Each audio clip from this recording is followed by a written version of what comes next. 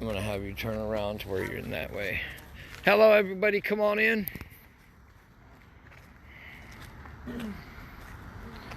Give it a minute to where they come on in. Come on in, folks. Oh, it's running slow today. Oh, look, some of the candles are still burning. Yeah, that's ridiculous. Wow. A lot of them are. They're from last night. Yeah, still from last night. All right, everybody. So we're live out here in Cal City where the missing toddlers came up missing from. As you can see in the back there, there's a sign, "Where are the boys?" Okay. Where are the boys? Everybody out here wants to know, where are the boys? Where are the boys? Where are the boys? And I'm going to bring in an individual here. All right. How you doing today? Good. And your name, ma'am, and please spell it. Cheyenne Sanford, S-H-Y-A-N-N. Last name S-A-N-F-O-R-D. And where are we at and what's on your mind in regards to this location We are here? in California City, California, where I believe it's day 8. I'm sorry, I possibly have lost count because it has been the craziest last week of my life. As a mother of 5 children out here, and I moved out here for the peace of mind that Cal City provides. Found out that actually down the street from when I first moved out here where I live, 2 little boys went missing, reportedly. They were reported missing on the 21st of December. We still haven't had very much answers from any law enforcement. They're telling us to still look. They appreciate us for our search efforts because this is, by geographically, I believe, the 3rd largest city in California, and we have a very small local law enforcement presence, and there's a lot of ground to cover. We do have a lot of riders, off-road vehicle riders that come out around this time because it's like a New Year's tradition thing. So we're thanking anybody who could spread the word to them because they'll all be out on their 4-wheelers and their motorcycles and stuff, having fun out in the desert, and maybe they can just keep their eyes open. Any kind of clues, definitely report it to California City Police Department. So, in regards to the boys, your gut feeling of what happened would be? I thank God that they're in His arms, safe. I don't think that if they ever had any safety in their lives, I think now that they finally have it. At least the last part of their life was far from safe, far from secure, far from anything that a child should ever have to go through. I don't think that they had a fair chance here living with these so-called adopted monsters. And we're talking about this place right here, and there's a sign once again, folks. 10717 Aspen Avenue, California City, California, 93505. And you can see, where are the boys? Where are the boys? Everybody wants to know where these boys are. They did where not they walk went out of their to. backyard. I can guarantee that. They did not walk out the backyard, and No. police dogs have guaranteed that they did not walk out the yard.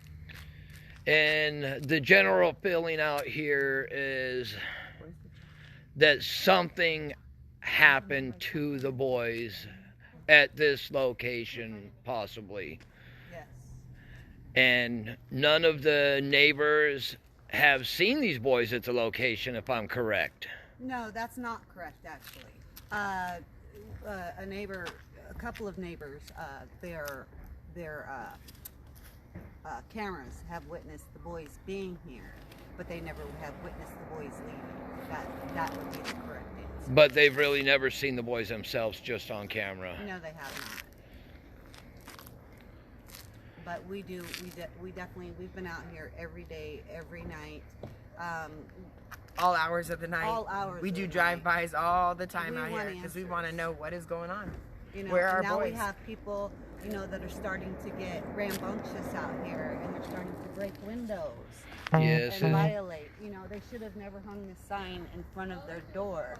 That's violation of property. As you can see, the window right there, folks, is gone. It's been busted out. There's a cup up on the top of the rooftop. I encourage anybody in California City or from afar not to do damage to the people's property.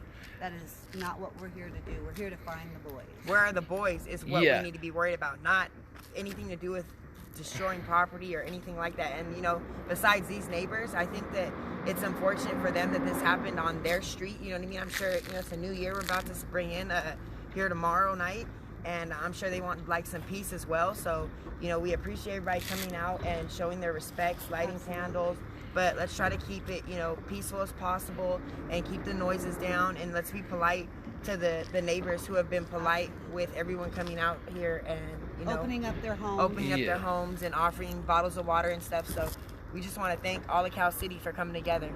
I know everybody's all right, everybody. I know everybody's angry about where the boys are, but the other thing that a lot of people don't realize is when you damage this house, you may be damaging evidence. And that's why there could be evidence in this home, there could be evidence in the garage, in the backyard, and so forth.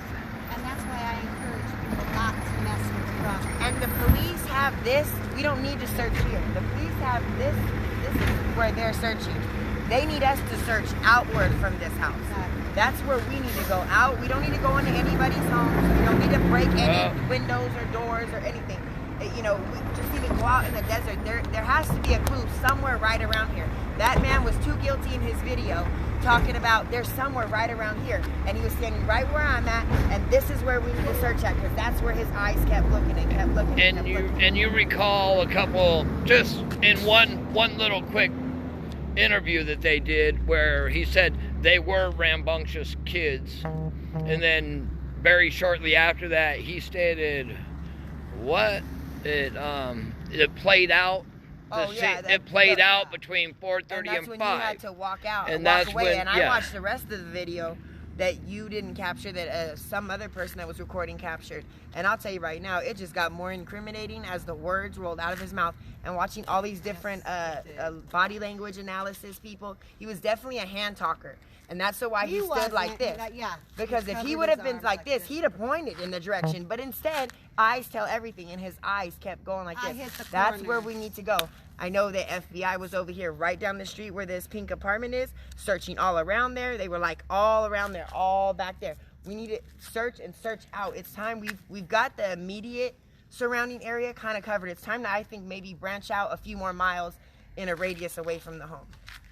And we have now, we have the police department has put together a $25,000 reward for the missing children, and then also Greenstone Dispensary, the owner of that, Rick and Amanda, have so generously put up a $10,000 reward for anybody leading to answers. So now there's a reward from the city, which is $25,000, and then from the dispensary another $10,000 reward. That would be Greenstone Dispensary, the end of Cal City.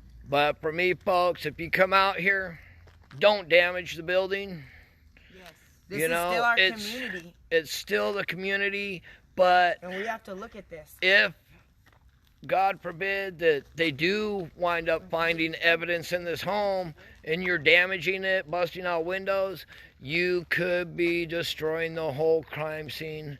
Absolutely. And that could throw out evidence. And that window that they particularly broke is the window that the police were focusing on. So everybody, please don't damage this place. God bless everybody. We'll talk to you all soon. God bless.